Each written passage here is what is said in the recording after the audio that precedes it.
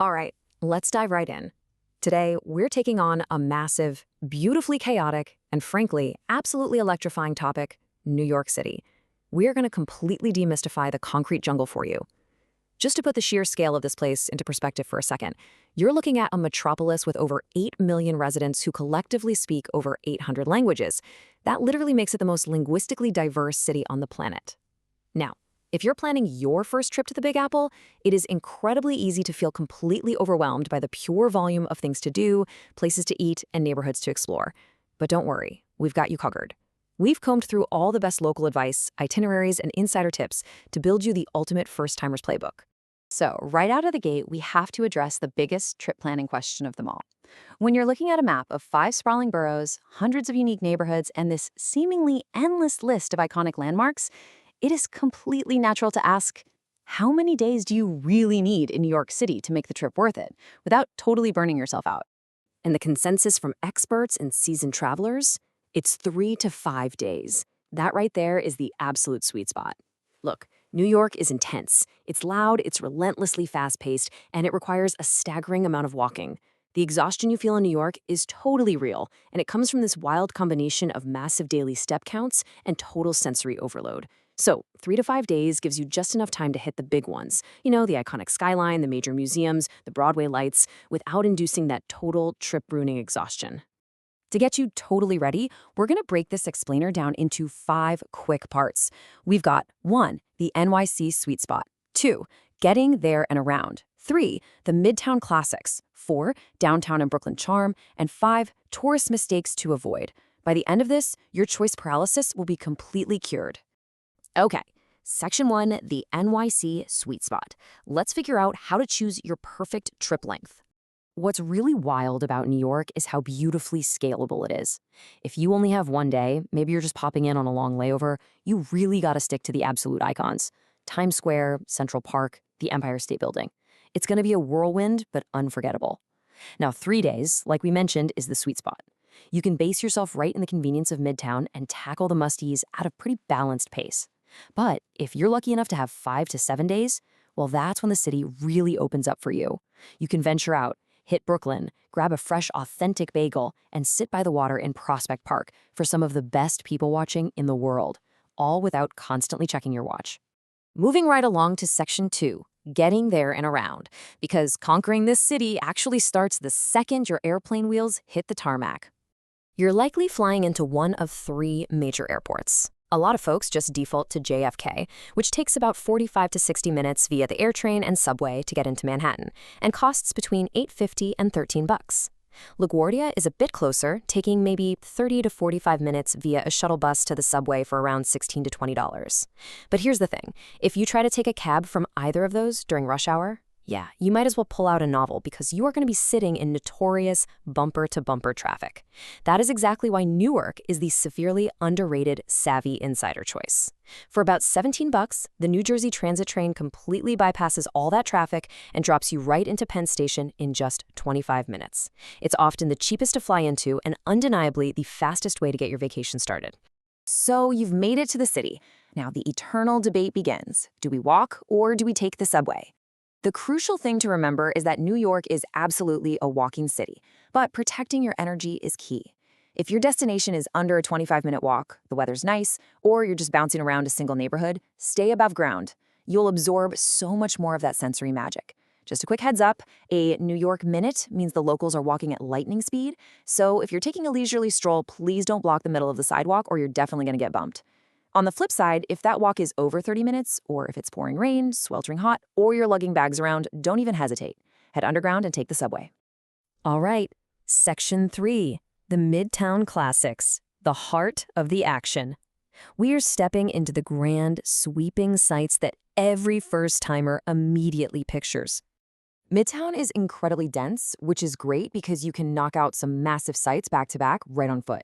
You absolutely have to visit Grand Central Terminal. And hey, don't just rush through to catch a train.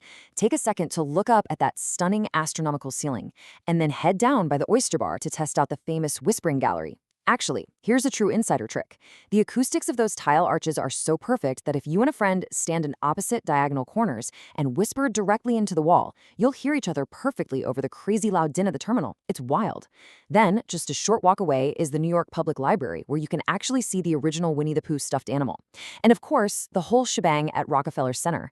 The top of the rock observation deck gives you arguably the absolute best unobstructed view of the Empire State Building in the entire city.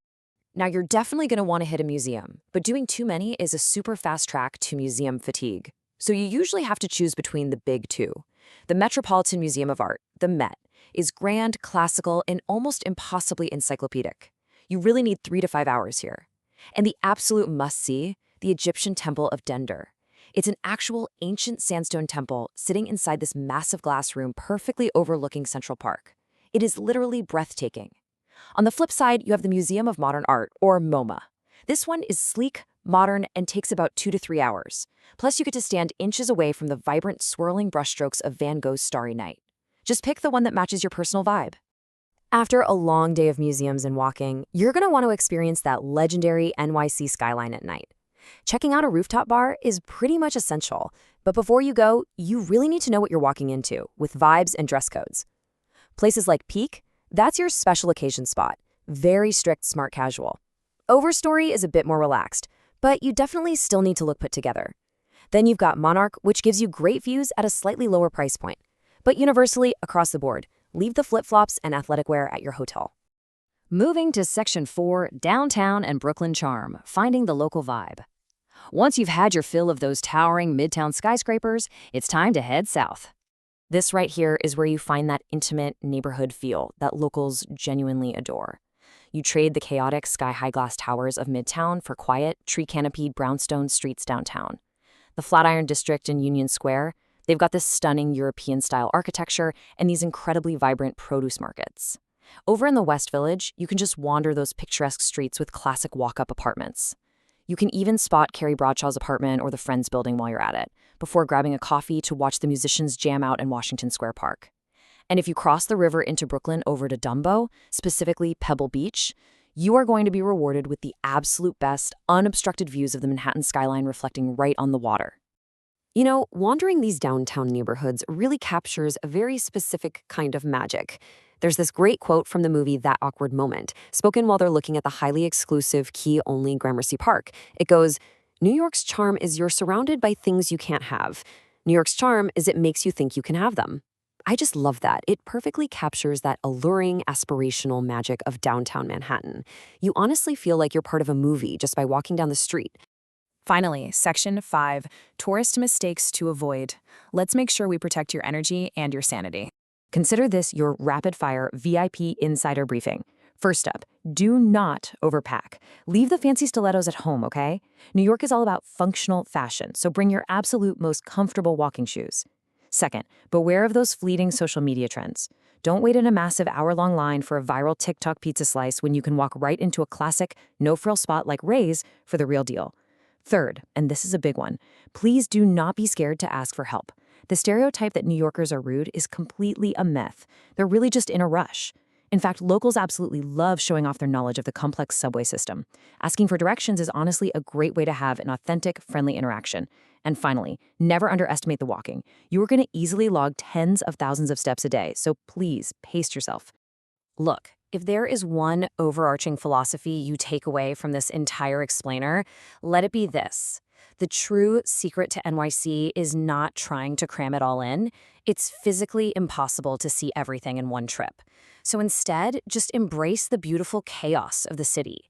Pick your top priorities, enjoy those spontaneous little moments as they happen, and happily leave something on your list for the next trip. Because trust me on this, you are for sure going to want to come back. And there you have it. You are officially equipped with the knowledge to tackle the city that never sleeps like a seasoned pro. So I'm going to leave you with this to chew on. The concrete jungle is waiting. Which neighborhood will you conquer first? Thank you so much for joining me today on this explainer. And hey, happy travels!